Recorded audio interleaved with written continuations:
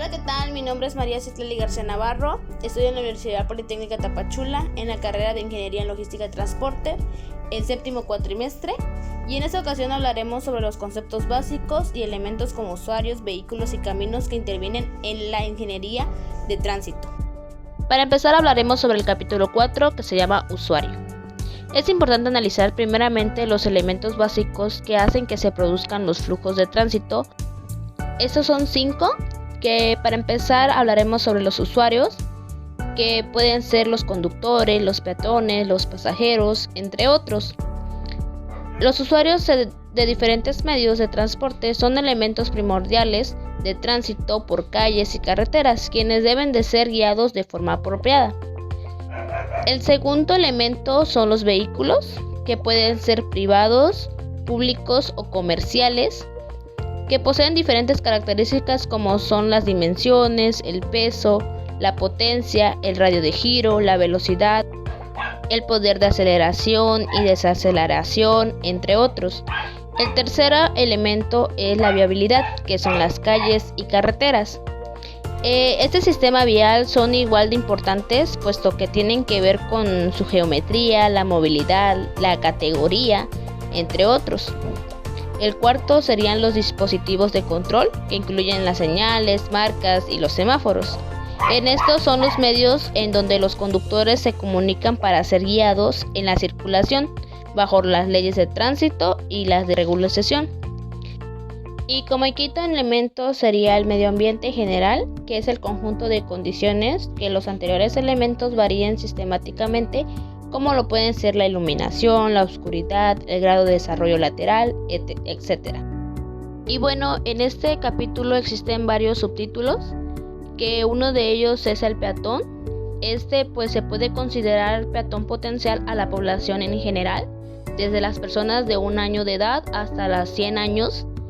Y pues estos tienen una carta de los derechos del peatón, que están adoptadas por el Parlamento Europeo, que nos dice que el peatón tiene derecho a la movilidad total y sin impedimentos, que pueden conseguirse mediante el uso integrado de medios de transporte, el cual tiene derecho a exigir un servicio de transporte público ecológicamente sensato, extenso y bien equipado, que debe cubrir las necesidades de todos los ciudadanos.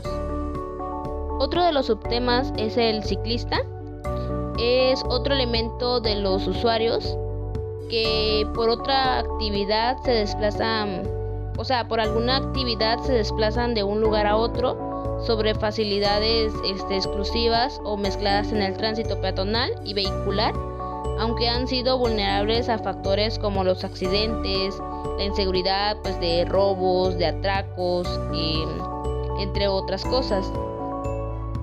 Otro de los elementos que encontramos en este capítulo es el conductor.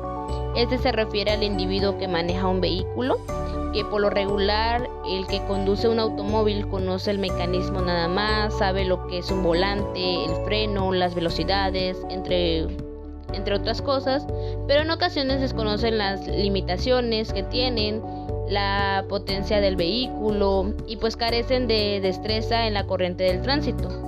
El otro elemento es la visión, que es un órgano visual que posee de una lente formada por iris, pupila, córnea, el cristalino y el párpado, que actúan con el diafragma y obturador, con la propiedad de ampliarse o reducirse dependiendo de la cantidad de luz que quiera adquirir esa cavidad inferior.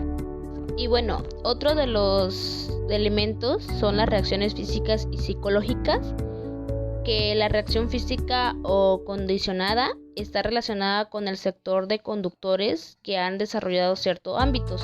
Por ejemplo, a las personas que están acostumbradas a utilizar una ruta en especial y pueden llegar a un crucero y prever el peligro, puede tener en cuenta cosas que la persona que pasa por primera vez no advierte. Entonces esas personas han desarrollado cierta habilidad, a la vez que una reacción condicionada por haber usado esa ruta muchas veces. En cambio, la reacción psicológica es un proceso intelectual que culmina en un juicio.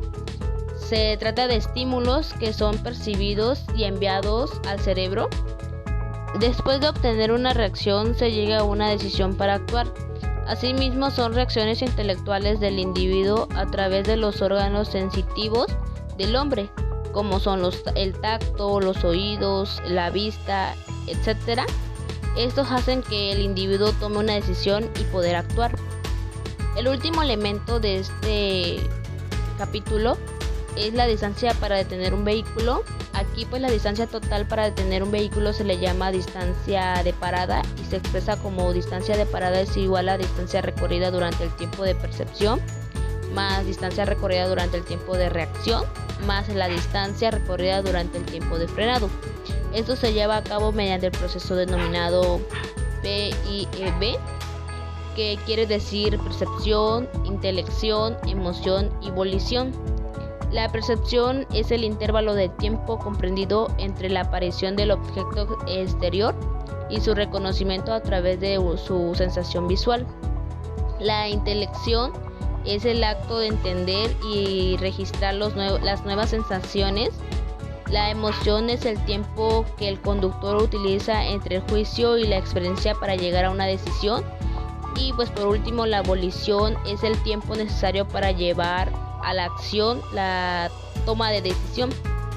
Y bueno, como siguiente tema son los vehículos. Esto pues contiene los conceptos como es el registro mundial. El registro mundial de automóviles en el año 1939 existían alrededor de 45 millones de automóviles y ya en el año 2004 alrededor de 610 millones, casi 14 veces más, los cuales se han venido incorporando a nuestra civilización desde los inicios del siglo XX hasta los inicios del siglo XXI. Es indispensable que cada país facilite su transporte, que lo mecanice al máximo para que progrese, para que se pueda transportar los bienes de consumo, entre otras cosas. Y entonces pues no es inevitable que aumente el número de vehículos, sino que es deseable y conveniente, porque por lo tanto pues el elemento de los vehículos estará en aumento. Otro de los conceptos pues sería la inspección del vehículo, que estas inspecciones traen ventajas como es mejorar su estado natural del vehículo, del carro, lo conserva a un mayor nivel comercial, mejora la calidad de la mano de obra en sus reparaciones, etc. El procedimiento de verificación contiene 3 etapas.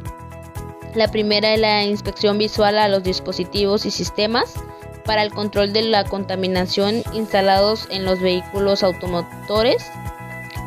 La segunda etapa son las pruebas de revisión visual de humos mediante una prueba estática.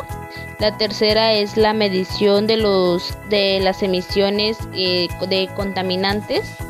Otro de los conceptos o elementos que vienen en este capítulo son las características de los vehículos de proyecto, que como bien se sabe los vehículos se clasifican en ligeros, vehículos pesados, vehículos especiales.